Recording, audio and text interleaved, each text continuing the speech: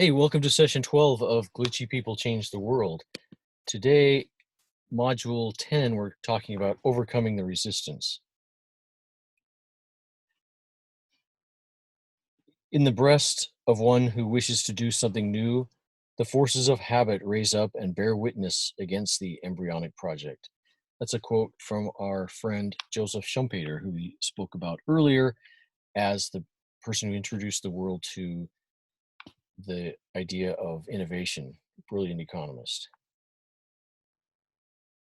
Stephen Pressfield is a best-selling author and renowned screenwriter. He wrote The Gates of Fire, Lion's Gate, Killing Rommel, Legend of Bagger Vance, which was made into a movie with Will Smith and Matt Damon. Pressfield invented an idea he calls the resistance. Every book, podcast, or article about creativity mentions it. And they should, because it's so crucial. It explains why creative people fail to produce. We finally understand the problem. Now we know that creativity requires conquering the resistance. You have a dark side. It prevents you from doing your best work. That is the resistance. It is a mystical energy force. It manifests itself in many ways. It makes you sabotage yourself. If you want to make art, start a company, build a relationship, or do anything that matters, just read the book. If you don't have $4 for the Kindle version, borrow it from the library.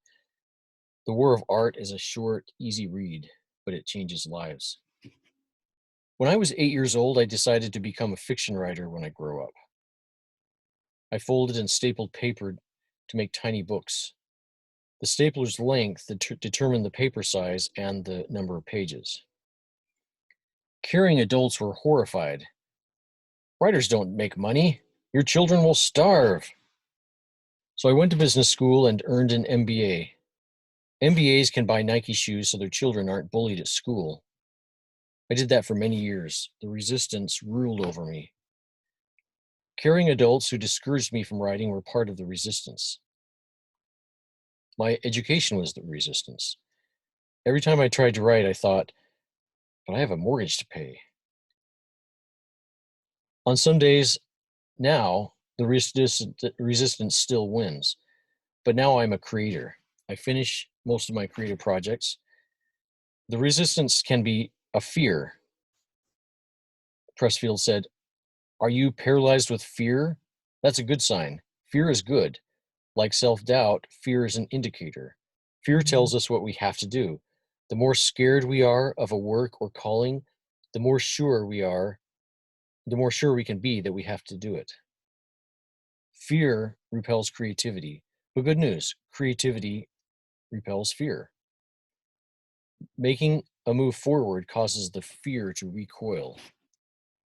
The resistance can also be a distraction.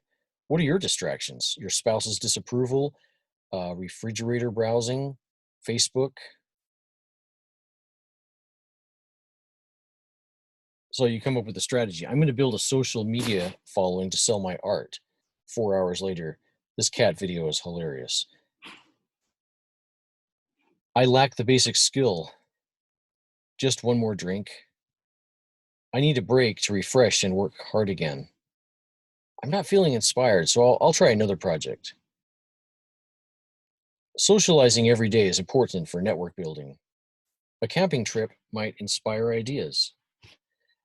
These might be true, they might all of them be true, or they might be lies you tell yourself.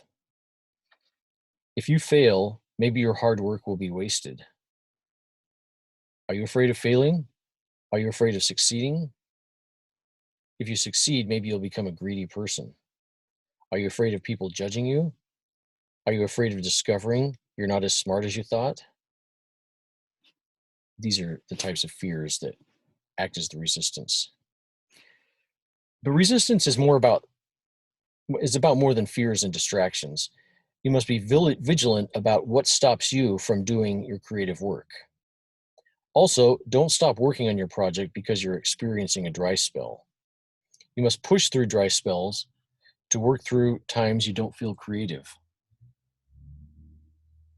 ADHD makes focus way harder for me. While trying to develop this course, I started a hydroponic garden, remodeled half my house, and started writing 4 different books. I finally stopped remodeling and locked up my tools. I deleted files on gardening plans. I banned myself from writing any other books. When this book was 99% complete, I began refinishing a dining table. The table called to me as I walked by each day. Most people have voices in their heads telling them to avoid the risk of creating. What if people laugh at me? What if I become famous, then become selfish? What if I realize I don't enjoy this? What if people love my art, then I have to work hard to produce it? Something we call in psychology the imposter syndrome. It's a voice in your head that makes you doubt your accomplishments. It makes you afraid of being exposed as a fraud. This little voice says, eventually everyone will find out I'm not actually talented." Amanda Palmer, lead singer for Dresden Dolls, calls it the fraud police. Beware of fears and distractions. Beware of competing activities. Beware of caring people. So spend some time pondering that.